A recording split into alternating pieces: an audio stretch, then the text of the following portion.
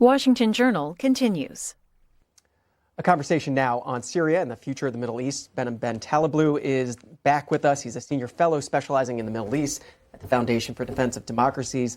Let's start with what factors will determine what comes next in Syria after the fall of Assad, and what role could the United States play here in the coming weeks and months. Well, it's a pleasure to be back with you, and happy holidays to you and the viewers.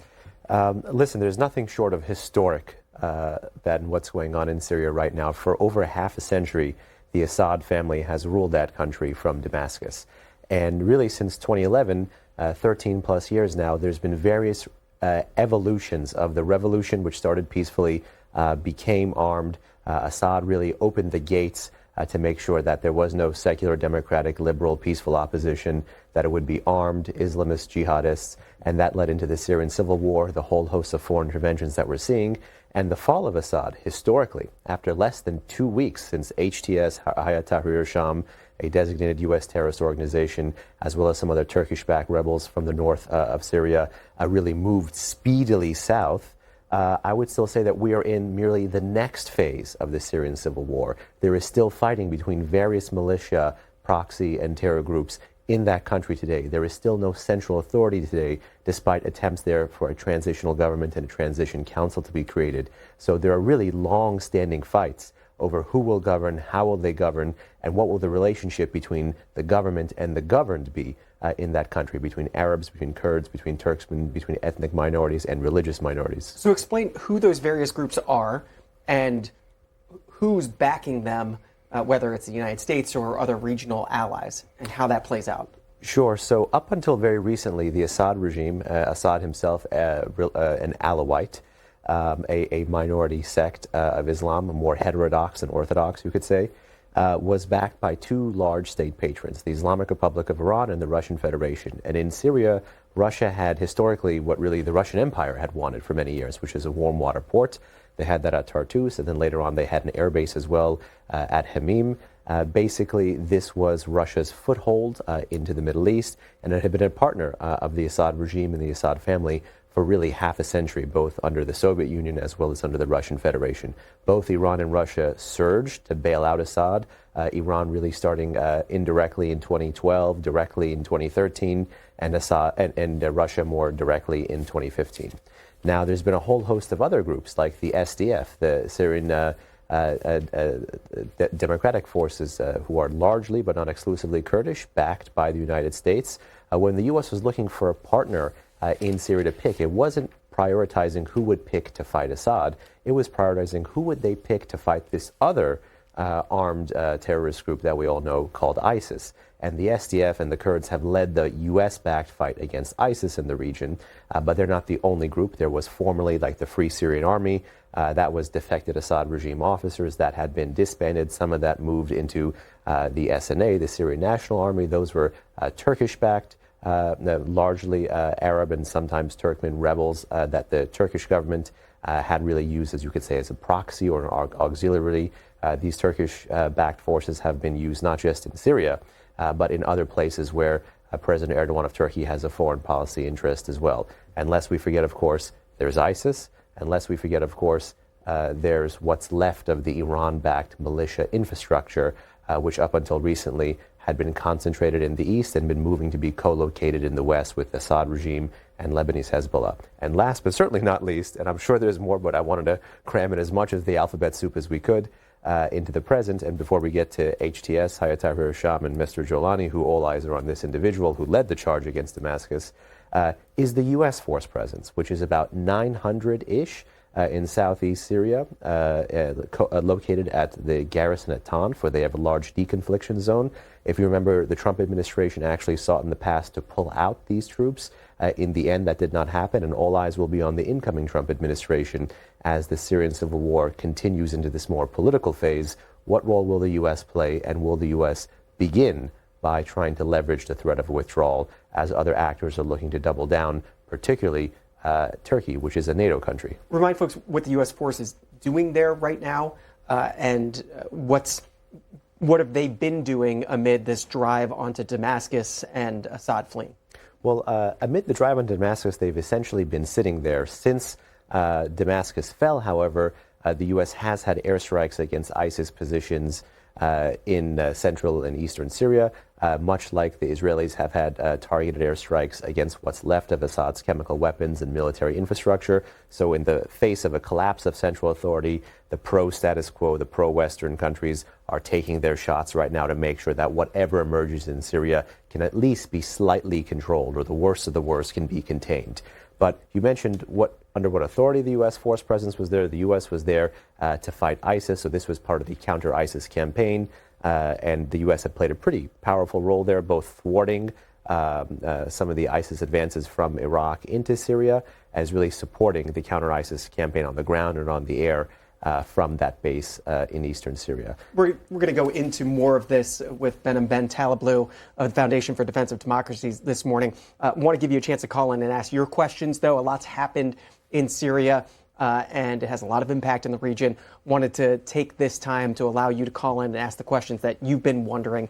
Phone lines to do so split as usual this morning. Republicans 202-748-8001, Democrats 202-748-8000. Independents, 202-748-8002. A minute ago, you mentioned Mr. Jolani. Explain who he is. What do we need to know about the head of HTS? And here, forgive me, I'll be tipping my hand as to how I see this individual. He remains subject to a U.S. bounty. He has a U.S. bounty on his head. He's currently the head of HTS, Hayat Tahrir al-Sham, a designated terrorist organization. He's led manifestations of formerly al-Qaeda affiliated terrorist groups in Syria, beginning with Jabhat al-Nusra. Then that really collapsed in 2016. There was a 2017 rebrand.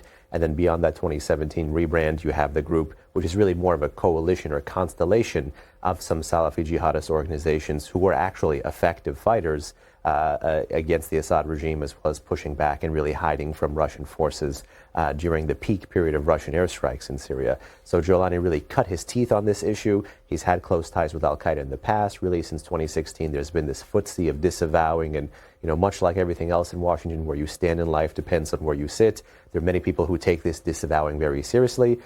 Starting from 2016, some of those people actually end up saying, well, look, how come the U.S. has had targeted airstrikes on a whole host of al-Qaeda officials, not just in Syria, but in Iraq, but really around the world, but has never touched this individual despite having a bounty? Does that mean there is some laissez-passer or some covert relationship there?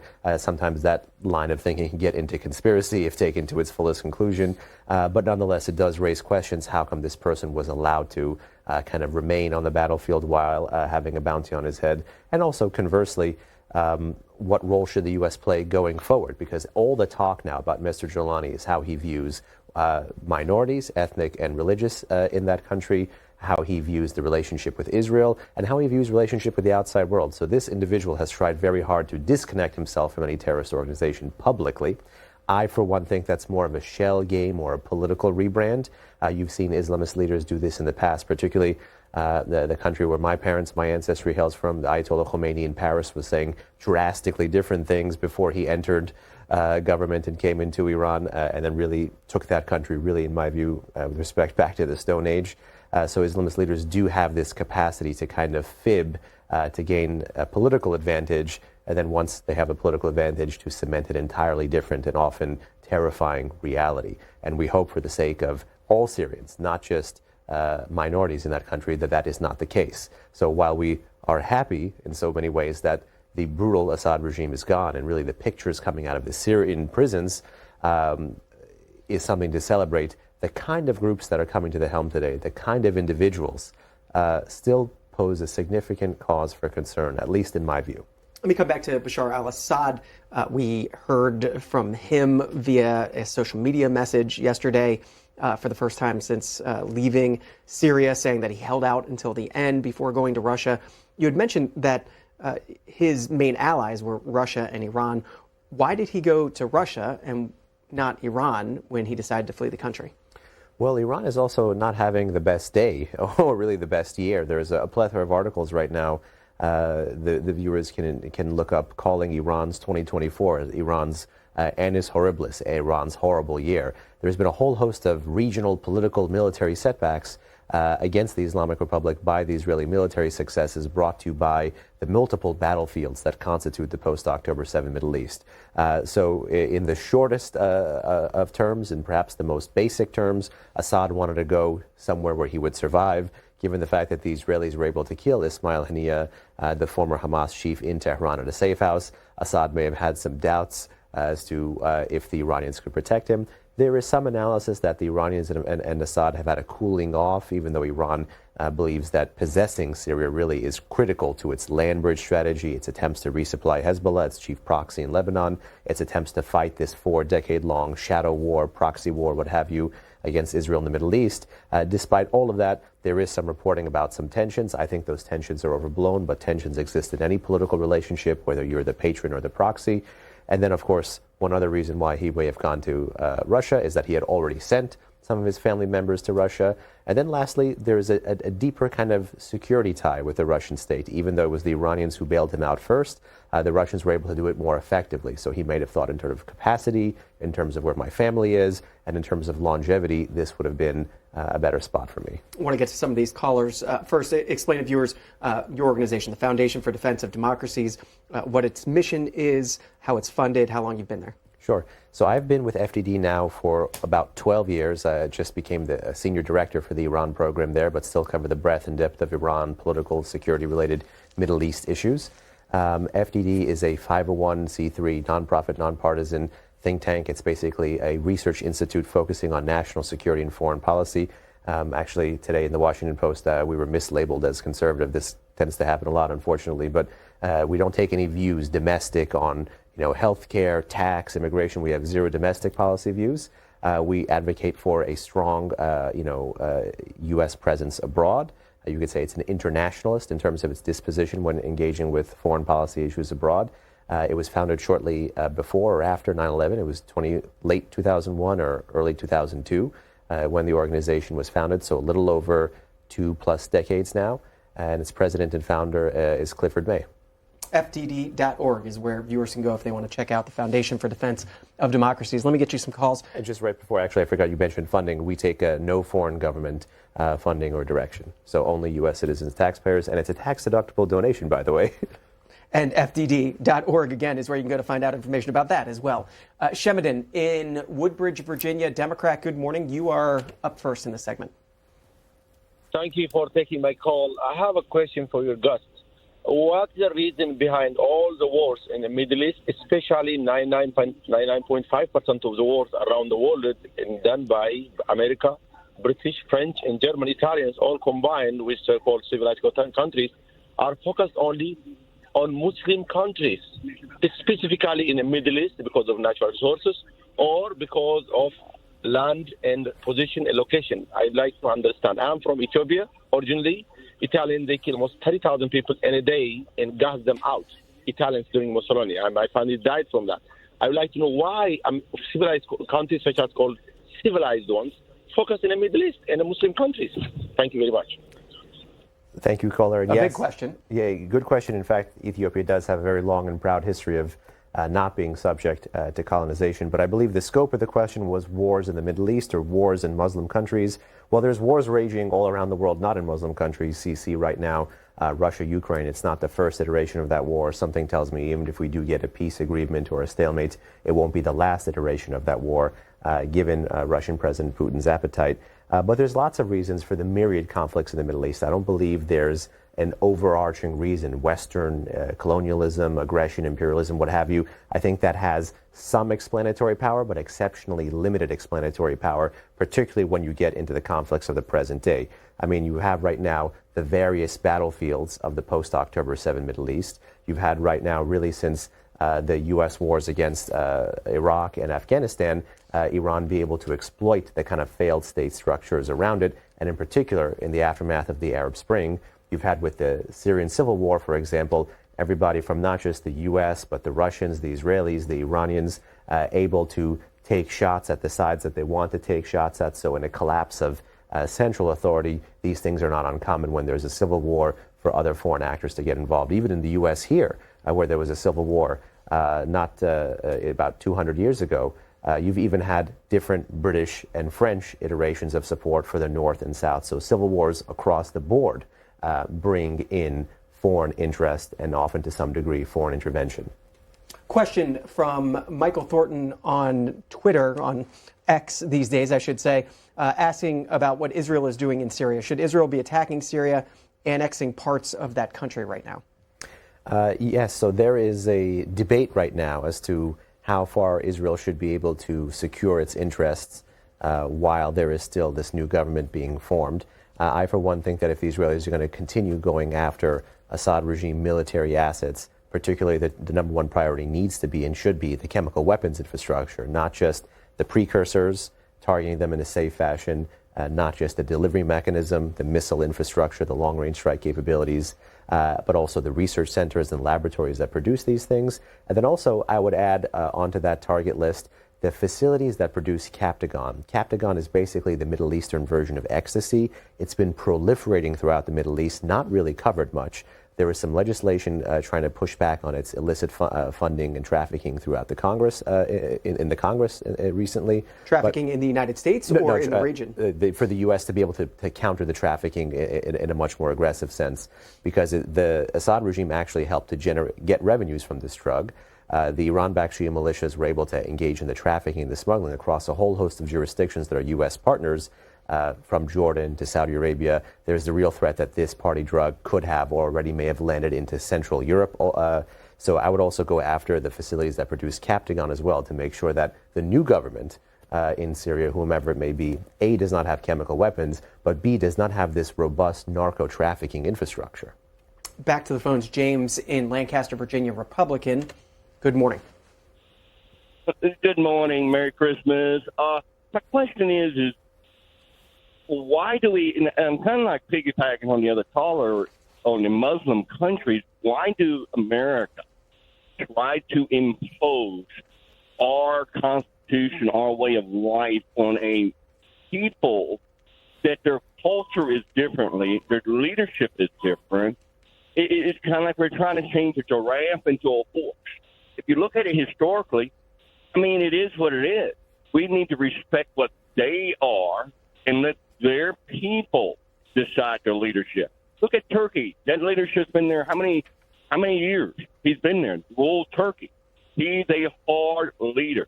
I could not stand Hussein that ran Iraq. But look at Iraq now. We overthrew him. Look at the country. It's dismal. We created the Iran problem with the Shah. I mean, we go into these Muslim countries. We got rid of Gaddafi. Look at that country. We got rid of Syria's leadership. Look at that country. James, I think we got your point. Thank you for your question, caller. The degree to which the U.S. government engages in social engineering or forced democracy promotion, I agree with this sentiment. That's something the U.S. simply should not be in the business of because we don't have the great track record. The question is, A, how do we secure our interests in these countries and our partners' interests in these countries when we're not in that business and when there is chaos? So would you support the U.S. going after a terrorist organization like ISIS when it's fundamentally easier to do so across a whole host of jurisdictions? I think that from a counterterrorism perspective, you should be going after terrorists anywhere they are because you're supposed to be targeting them before they can target you and organize. That's one. And two is, I want to get to some of the countries the caller mentioned, ranging from Turkey to Iran, but also Iraq. Turkey, for example, right now is contested democratically. The U.S. doesn't have a policy of democratic promotion because Turkey itself is a democracy, albeit a more limited one with the AKP and President Erdogan at the helm. But Turkey is very interesting because society is really split. You have half of the country that really likes the guy, President Erdogan, and half of the country that really despises the guy. So keep your eyes on what's happening on the ground. That's not a U.S.-led issue. That's an organic debate within Turkey about how they want to live and how they want to be governed, about the role of religion in public life, and to in what order, the Eastern or Western order, Turkey aligns itself. Iran is a fundamentally different question. I don't think we have enough time for today. But in terms of social engineering, this is where I would say the U.S. is behind the curve. The U.S. isn't trying to force democracy down the throats of the Iranians. In fact, someone like me, who is an Iranian American, would say we need to do a heck of a lot more to actually stand with the Iranian people who actually do have our views, values, and interests, and we've fallen up short there particularly even when there is an adversary that is doing something that is both morally reprehensible and strategically unsound that we could afford to check better, and that's the government of the Islamic Republic. And on Iraq, yes, I couldn't agree with you more. You're not supposed to force democracy with the barrel of a gun, and you're not supposed to be launching wars on faulty premises. We spent the first hour this morning on the Washington Journal talking about President-elect Donald Trump's press conference in Mar-a-Lago.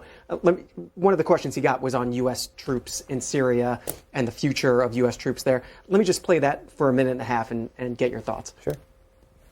Well, you know, we had 5,000 troops along the border, and I asked a couple of generals, so we have an army of 250,000 in Syria, and you had an army of 400,000. They have many more people than that. Turkey is a major force, by the way, and Erdogan is somebody I got along with great, but he has a major military force, and his has not been worn out with war. It hasn't been worn out with all of the other things. I mean, he's built a very strong, powerful army. And so we have 5,000 soldiers in between a 5 million person army and a 250,000 person army. And I asked the general, what do you think of that situation? He said, they'll be wiped out immediately. And I moved them out and I took a lot of heat. And you know what happened? Nothing. I saved a lot of lives. Now we have 900. They put some back, but 900. If you're talking about two, now one of the sides has been essentially wiped out, but nobody knows who the other side is. But I do. You know who it is? Turkey. Okay? Turkey's the one behind it. He's a very smart guy. They've wanted it for thousands of years, and he got it. And those people that went in are controlled by Turkey. And that's okay. It's another way to fight. But no, I don't think that I want to have our soldiers killed. But I don't think that will happen now anyway because the one side's been decimated. Behnam Ben Taleblu, your thoughts on those statements from the president-elect? Well, there's those statements, and there's also what he said, I think, about a weekend ago, where he mentioned that this is not our fight. Stay out of it. That was his original Truth Social post about Syria. And I actually think there's great synergy there. And there is a kernel that I actually strongly agree with, that meaning the fight over how Damascus at this point in time, after a 13-year bloody civil war with tons of foreign intervention, is to be governed, isn't necessarily the U.S. fight and isn't legally and politically the role of the U.S. forces at that Tanf garrison today. But the degree to which we're bringing in Turkey now, because the president mentioned President Erdogan's designs, Turkey's larger designs on Syria, the larger Turkey-Syria problem, which has been a problem really from when the Assad regime was in power, the father, Hafez al-Assad, everything from land to water rights, the Euphrates River Dam issue. There's tons of issues there. There is room for a constructive Turkish role in Syria. The problem is the Turkish role in Syria has not necessarily been constructive. When we're talking about ethnic minorities in Syria right now, one thing that got Turkey to be more overtly interventionist in Syria, using those Syrian proxies, is, of course, the U.S. support for the SDF, which was largely Kurdish-backed. And the territorial gains made by the SDF really, let me put this as simply as I can, freaked out Turkey, particularly given the orientation and alliance of some of these Kurdish forces with other designated terrorist organizations like the PKK, which has had terrorist attacks inside of Syria. So there is this issue that we have to square. And yes, there will have to be high-level Turkey-U.S. diplomacy over Syria, but simply turning it over to the Turks, who've already proven that which they want to do, which is to really engage in some kind of a controlled slaughter of the Kurds in Syria, also isn't wise, also isn't conducive to regional peace, and also doesn't help NATO when you have the second biggest army of NATO engaging in this kind of activity. So we need to keep that alliance more cohesive. We need to make sure that President Erdogan knows that there's certain boundaries, and we have to make sure that President Erdogan can't transactionally use his leverage in Syria to flip us on other issues as well, to say, I'll turn off the fire in Syria if you are better on me on this issue, on the F-35 production, on Ukraine stuff, on whatever the issue du jour is. Staying on the Kurds for a second, this is by Thomas Kaplan and Bernard Henri Levy in today's Wall Street Journal. Assad's fall is a chance to back the Kurds, saying they're among the few allies who share American values and know how to win in the region. What is the U.S. relationship with the Kurds right now? Well, the U.S. does have a deep relationship with a lot of the Kurdish groups, particularly even the ones that were leading the fight against ISIS in Syria, particularly in eastern Syria. I perhaps wouldn't take support for the Kurds to the farthest logical conclusion that the two authors have, because I think the U.S. being in the business of drawing further lines in the sand isn't necessarily the best solution to the problems of the Middle East, because the problems of the Middle East today are brought to you by, well, the lack of respect for the rule of law, which are manifested in people don't respect the lines as they are. So if you're in the business of trying to solve the problems or manage the problems, more lines that aren't respected create actually more triggers for conflict, more triggers for intervention. That doesn't mean the U.S. doesn't necessarily have to stand by, that doesn't mean the U.S. shouldn't be standing by the partners that it has had, like the Kurds. But it's also to understand that Syria is actually a pretty volatile place, and they're able to, at the same time, retain relations with a whole host of folks that are somewhat more problematic. And also, you don't want to be in the business of creating new countries in the region, which will create a potential impetus or a trigger for Turkey, Iran, or other countries to get more overtly involved, particularly if your goal is to back away from the region slowly, or to make sure at least there's a modicum of stability. More phone calls. Tony in Flourtown, Pennsylvania, independent. You're on with Behnam Ben Taleblu. Great. So a very interesting conversation. I've been following it closely in the news. So interesting how different groups are labeled different things. For example, the use of the term rebels instead of ISIS, terrorists. So I think it matters what we call things. I'm interested in the extent to which these proxy wars with Russia have continued. I would bring us maybe back to sort of Vietnam, the Gulf of Tonkin. Americans are never told the truth about war. I think it was Dwight D. Eisenhower that said, beware of the growing influence of the military-industrial complex. I would also add to that, beware of the influence of think tanks and their clever names. And I'm just thinking of this think tank, this Defense of Democracies. I would just add that you guys are not doing a very good job. Democracy is not doing well. It certainly isn't doing well in the Middle East, where we're sort of engineering these overthrow of governments. It seems like we create more terrorists. We're going after terrorism, and we create more terrorism. Thinking about even WMDs in Iraq and that disaster. And just, again, time and again, the American people are told things that are just simply not true. The reporting on Israel and what Israel's doing and how they're actually seizing territory in Syria now, and that's not on our news at all. So what we cover, we really mislead. We do a disservice. This program, when they have think tanks on, also do a disservice in terms of often generating good information. That being said, this guest seems to be very intelligent, articulate. I'll be interested to see his thoughts on what I'm talking about, which is this continued pattern of proxy wars, the military-industrial complex, and then failed policy after failed policy. Got your points, Tony. Behnam Ben Taleblu. Well, I'll politely sidestep some of the intonations about think tanks and the double D in our name, defending democracies. I'd be curious to know the caller's views on standing with the sole democracy in the Middle East right now, Israel, which has really proven not necessarily that there is a military solution to all of the region's conflicts, but that in fact there is a military option, and the forceful exercising of that option can actually have gains that are certainly not just good for the Israelis, but actually gains that are actually good for America, and I would say for the world order. Going after the Islamic Republic of Iran's terrorist apparatus in the region, handicapping the acts of resistance, defending against the largest ballistic missile arsenal in the Middle East, I would say is a pretty good thing. So depending on where you stand in life, we'll find out where you sit. But to the heart of your question about proxy wars, not just in the Middle East, but writ large, this has been an interesting pattern that we even saw for the Cold War. Remember, the Cold War was cold between the U.S. and the USSR, because it was hot everywhere else. So there's no doubt that the U.S. then and the Soviet Union then had their partners, had their allies essentially fight it out, and they were able to arm, train, and equip their partners. The question is now, as we move into what many have called, some historians like Niall Ferguson, I believe, have called Cold War 2.0. Some authors like David Sanger have called it simply the new Cold War.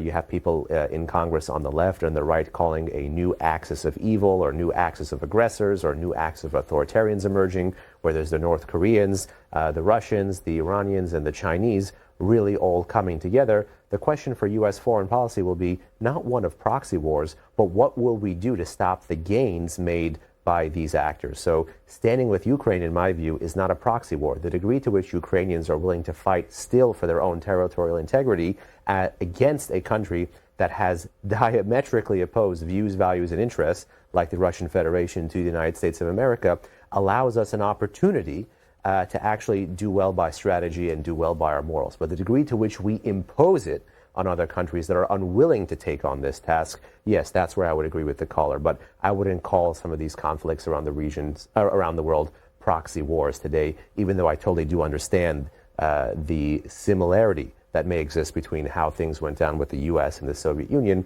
during the Cold War. You mentioned David Sanger. His book is New Cold War. Yes. We covered it on C-SPAN's Book TV back in the spring when it came out. Can you define the term axis of resistance? Sure. Axis of resistance is a term translated into English from Persian, mehvar muqawamat, that you began to see in the Persian press between 2011 to 2013. It really calcified then.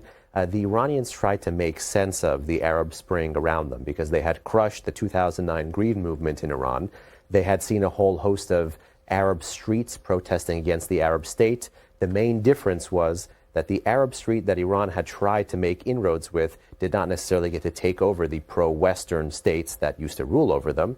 And amid this kind of menagerie of chaos that you saw from 2010, 2011, 2012, 2013, the Iranians tried to rebrand the Arab Spring as the Islamic Awakening to make sure that their forces or their friends in each of these countries, be it Egypt or anywhere else, would be ascendant. So they wanted the Islamists in each of these contests to be ascendant when the U.S.-backed autocrat in each of these countries would fall. Through that came Iran's material support for a whole host of militias turned into terrorist organizations in many of the failed states of the Middle East already. So the axis of resistance is an umbrella term that saw the militarization of Iran's foreign and security policy in these failed states at the height of the Arab Spring, or what the regime called the Islamic Awakening. The axis has components that are created from well in the past, like Hezbollah in Lebanon in the 1980s, or the Badr Corps in Iraq, or that are co-opted, like Hamas in Gaza, or the Houthis in Yemen. Either way, whether created or co-opted, the goal of political and material support by Iran to this axis is control, to control the cycle of violence, to control the situation on the ground, and to be able to use foreign territory to fight against the U.S. indirectly, to fight against the Israelis indirectly, because this was one of the lessons of the Iran-Iraq War, to not have conflict on your territory directly. Has it worked? It has worked up until now, meaning the ability of Iran's current supreme leader, who is an 86-year-old man, Ayatollah Ali Khamenei. He's the longest-running contemporary autocrat in the Middle East today, who is still alive and still in power. His legacy is actually not the nuclear quest, in my view. His legacy is helping create political support for this axis, helping build this axis, helping keep the Islamic Republic on this anti-American, anti-Israeli trajectory at A, the height of American unipolarity after the Cold War, B, when America was on literally the regime's left and right border with the invasion of Afghanistan in 2001 and the invasion of Iraq in 2003, and being able through, with his chief terrorist and former Quds Force head Qasem Soleimani, architect and manage the chaos and the violence in the region towards not the people or the national interest, but towards the regime's hyper-ideological end. So in that sense, the regime was able to use chaos to enable for itself a limited war option through proxies, through the acts of resistance, while denying for everybody else against it a limited war option. And that, you could say, was their success strategy from the post-9/11 Middle East up until the post-October 7 Middle East. And through Israel's targeted killings of Haniya, as well as Salah Aruri, as well as Yahya Sinwar, as well as a whole host of leaders of the Iran-backed axis, coupled with the setbacks against Hezbollah militarily, coupled with the powerful strikes by the U.S. and the Israelis and even the Brits against the Houthis in Yemen, coupled with the collapse of the Assad regime in Syria, and you've had Iran's axis take a severe beating. And the ramifications for this regime getting a severe beating on the conventional front for its axis is exactly what you see in the Iranian press today, which is the more the conventional deterrent goes down, the more the talk of the nuclear deterrent goes up. And that is something the Trump administration is going to have to deal with when it comes into office. How is this regime, the world's foremost state sponsor of terrorism, going to be acting when max pressure comes back into effect and when it continues to threaten on an almost daily basis that it will go nuclear? Soleimani's gone. Does this outlast the Ayatollah? Well, one hopes that it doesn't outlast the Ayatollah, because the Ayatollah, again, is an 86-year-old man who's taken hostage a nation of 88 million. One of the interesting things of watching the shadow war between Iran and Israel move out of the shadows is what the Iranian population has been saying, and even the ability to spin some of this stuff into jokes. One joke that emerged in October between Iran's October 1st ballistic missile barrage against Israel and Israel's, I think, October 25th or 26th military response was a joke that I heard kind of being spread across Iran and later made its way into social media was, what's the difference between Israelis and Iranians when there's a war? And the joke or the answer comes back, well, when there is a conflict or an attack on Israel, Israelis run to the bunker. When there's a conflict or an attack on Iranian territory, Iranians run to the rooftops to first make sure the office of the supreme leader is hit. So it's a fundamentally different risk tolerance. Iran today, and I think we may have spoken about this before, in the post-October 7 Middle East, in terms of society, is a fundamentally different place than where the state is. The state continues to chant and has its elites and its supporters chant, death to America, death to Israel. The population today is in a fundamentally different place. You've had the Arab world with the Arab Spring go through this Islamist challenge. We're talking about now not Democrats running Damascus, but different shades of jihadists and terrorists and militias and rebels and whatever nom de guerre you want to give many of these folks. That's fundamentally not going to be the case if you have a collapse of central authority in Iran, because you've had the population already go through the Islamist nightmare with the revolution in 1979. Back to the phones. Charles, Newton, North Carolina, independent. Good morning. Thanks for waiting. Good morning. Thank you for taking my call. And I wanted to thank Mr. Taleblu for coming on. I mean, so much information about the Mideast is so valuable. We rarely hear voices talking about it. But I wanted to ask Mr. Taleblu a question about who is going to coordinate the varied influences listed in Syria to bring people to a central table for discussion about what's going on, and who is going to emerge as, I don't know, a central government of Syria, perhaps? And also a second question, do you feel that the spirit of the Syrian people that I see so brilliantly on the television will seep through to Iran and the Iranian people? Thank you very much. Thank you, caller. It's an excellent question, and thank you for the kind note about the commentary. Who will coordinate the efforts, or who will ensure certain winners and losers? That stuff will continue to be determined by the facts on the ground, and unfortunately the facts on the ground are still determined by, as in all conflict situations, the guys with the guns.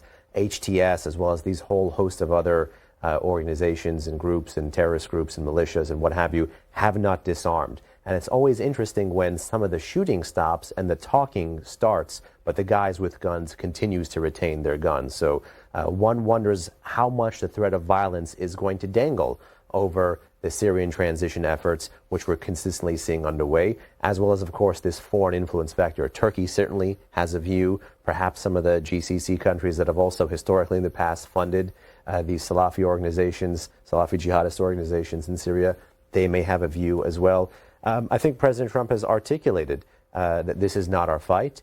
How will that line of thinking hold up when he is back in the Oval Office, back at the Resolute desk, back in the commander-in-chief's position, when you have to look at the counter-ISIS fight, the counter-WMD fight? And really, the question will be, what lens do you wish to see the Middle East through?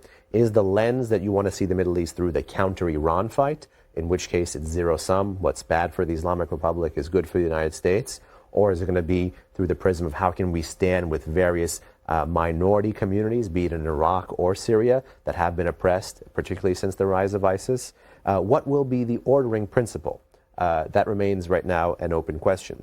And then who else could coordinate? Well, I'm quite worried about Mr. Jolani. That's his, by the way, his nom de guerre. His real name is, I believe, Ahmed Ashara. That's made its way into the press now. I'm quite worried about some of his statements being taken not seriously but literally when they need to be taken seriously but not literally. You know, there are some lines about him saying Syria is weak right now, and then therefore we should not go after, Israel. Or, there's quite a bit of hedging as to his commentary, and there's a little bit of footsie in there. There was a caller who asked about think tanks. I'd also respectfully like to flag this about the media. We've seen paraphrases from Mr. Jolani, Mr. Shara, turn into directly attributed quotes by some media organizations. That stuff, I think, is very problematic.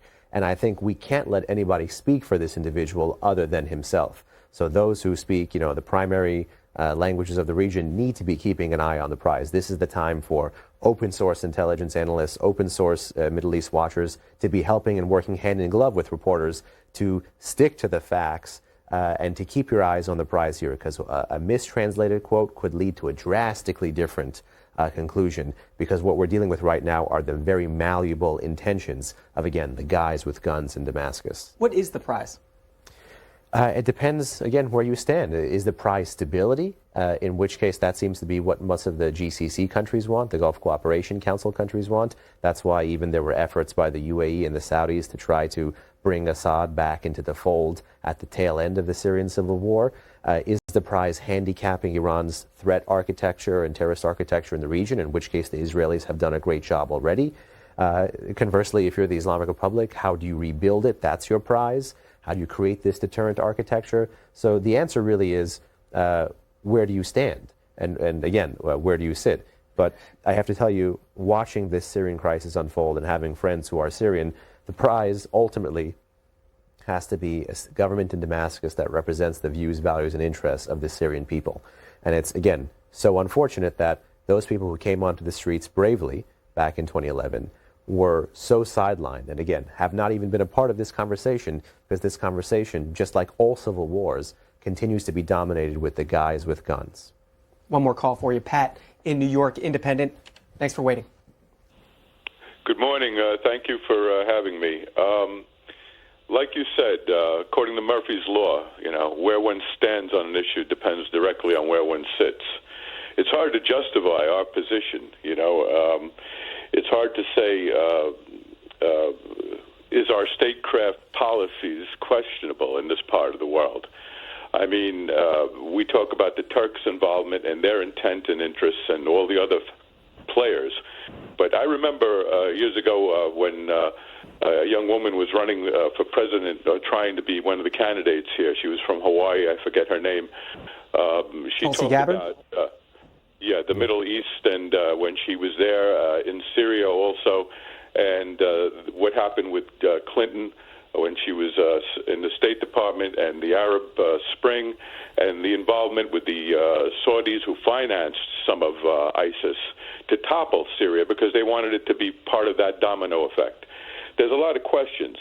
But as far as where you sit, if you and your family were in Gaza right now, I would want to study you to see how long it would take you to redefine evil. I mean, what's going on there, the allowing of the bombing in Syria by the Israeli military, which is with our blessing, I'm sure, if not our direction, is questionable. All our involvement is questionable. But you know what? The genocide that's happening there is just not justifiable. It's injustifiable. So we have 150 nations voting against us right now, the ICC, Criminal Court, and everything else. So you have to re-examine your position, your stand on what you're doing, even though you want to fight Iran or you want to play, this chess game against these forces. The way you're doing it is not going to prevail. We're in our little country here in our arena. We justify what we do, but the rest of the globe has a different opinion on what's happening right now. And you need to open your eyes and see it. And there's so much more I can say, but I think you get the picture of what I'm trying to talk about here. We'll take your point. Let me give Behnam Ben Taleblu the final 2 minutes here. Sure. Pat, thank you for your call, sir. No, trust me, my eyes are open and I'm seeing it. I've seen the horrors of October 7. Seen what happens when the Islamic Republic of Iran has basically unchecked capability to cause havoc across the region. The question will be, have you seen the horrors of the Syrian civil war? Have you seen what Assad has been doing in his prisons. None of this is to justify or to engage in whataboutism. There is a cycle of violence in the Middle East right now. But to take the word genocide and apply that to what is happening in Gaza, I think that is respectfully quite far off the mark. Instead, I do think that the U.S. does need to retain a productive, strong relationship with the Israelis, but also where you can speak truth to power, engage in tough talk where you need to. But that doesn't need to mean lining up 150 different nations against your best partner and ally in that region, particularly one that was targeted by the back end of this acts of resistance of this terrorist organization after October 7. But again, you agreed with me on the framing. Where you stand in life depends on where you sit. In the short term, how can the U.S. best live up to its own views, values, and interests, do well by the American people who clearly want to do less, not more in this region? I would say three framings, three lenses are important to have. One, the counterterrorism lens. Don't forget about that fight, because what happens in the Middle East does not stay in the Middle East. Often the first test case is what happens to our friend and partner Israel. Number two, the counter-WMD fight. What happened by going after the chemical weapons program of Assad is, I think, a net positive, not just for the Syrian people, not just for the Israelis, but for the Americans and for global order. You don't want loose WMD across the Middle East. And number three, that WMD fight gets us to the world's foremost state sponsor of terrorism pursuing the world's most dangerous weapons. The imperative of having an ordering principle to deal with the Middle East, and that is to tackle the one main state threat that continues to drag us into various iterations of conflict after conflict, and that is the Islamic Republic of Iran. So have a policy with which to deal with that. I, for one, am cautiously optimistic about the return of maximum pressure, the Trump administration's economic policy against the Islamic Republic. There are certain areas where it needs to be significantly improved and calibrated, and we'll certainly need a domestic angle as well to stand with the Iranian people. So maximum pressure against the regime, maximum support for the people. Hopefully from there on out, we can create a better Middle East. And I'm sure we'll talk to you down the road if and when that starts happening. Behnam Ben Taleblu is with the Foundation for Defense of Democracies, FDD.org, if you want to check out the work of him and his colleagues. And we always appreciate your time. Thank you.